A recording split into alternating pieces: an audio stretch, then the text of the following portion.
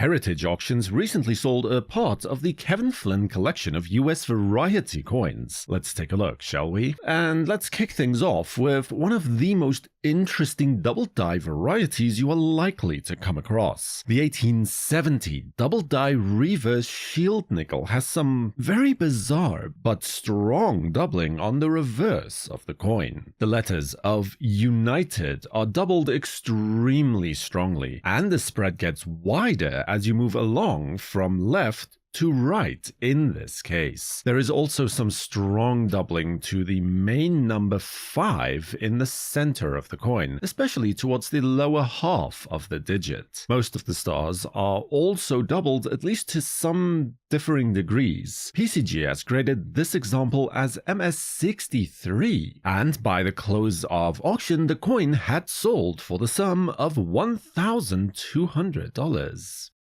Varieties on gold coins are understandably rare, as the sheer cost of making a mistake on one of these coins is significantly higher than on, say, a penny. Nonetheless, 19th century gold coins do have significantly higher instances of both error and varieties popping up. One particularly prevalent type is the Misplaced Date variety. On this 1847 half-eagle coin, the digit 1 from the date was misplaced far to the north, and the only evidence we can now see of this is the straight bar of the 1 right in front of Liberty's neck, along with a somewhat fainter remnant of the flag of the 1 peeking out behind her neck as well. This example was graded by Anax as AU50 and by auction's close had sold for $1,260.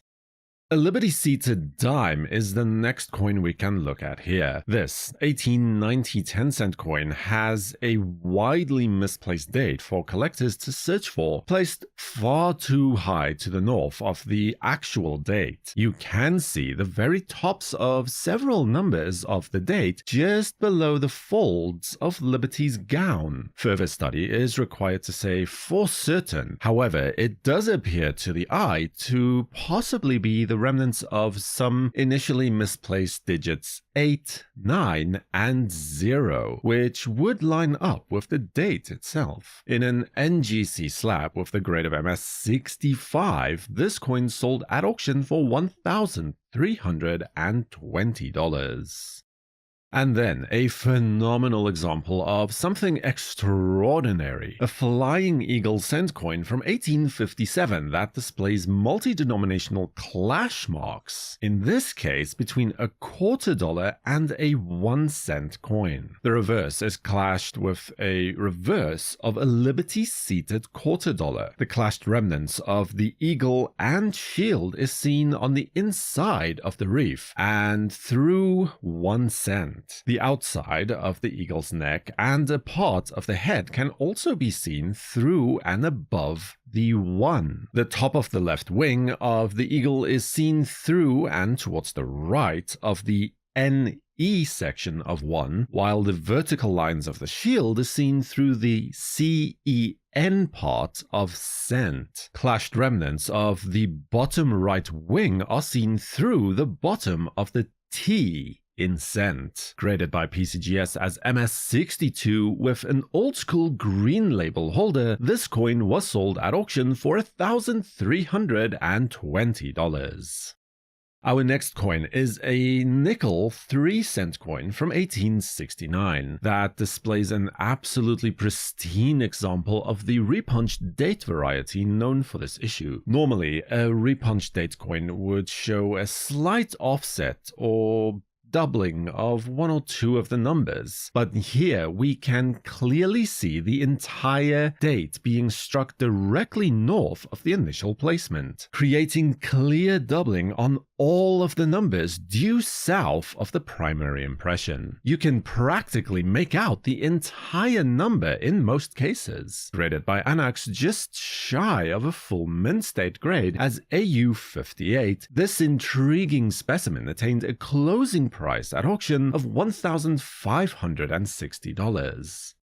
1873 is well known as a date of interest for variety collectors, especially where the penny is concerned, as multiple varieties are known for the issue. One of these is a double-die obverse variety on the close 3 obverse type coin, not to be confused with the main variety for the date. Here, the doubling mainly affects the latter half of the letters of Liberty on the headdress worn by Lady Liberty, with doubling displaying towards the right of the letters with increasing severity as you move further down towards the right. Graded by PCGS as MS64 red-brown, this example achieved a closing price at auction of $3,000.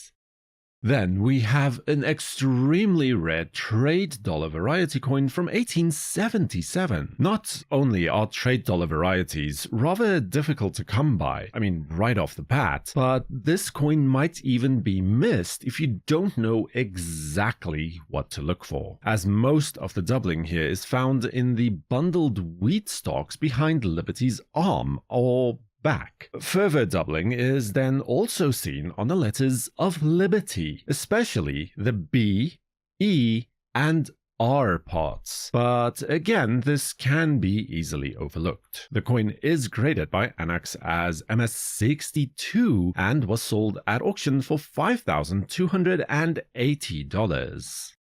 Another 1877 San Francisco Mint trade dollar variety was also on offer in the next lot. This time, though, the variety in question is a doubled die reverse example. The doubling here is seen most effectively on the letters of the motto of E Pluribus Unum, just above the eagle's head. And then just above that, the letters of states are also doubled in a similar fashion, mostly directed towards the top of the letters. The coin is graded as NGC AU53 without a variety attribution on the label itself, and at auction it achieved a final price of $1,440.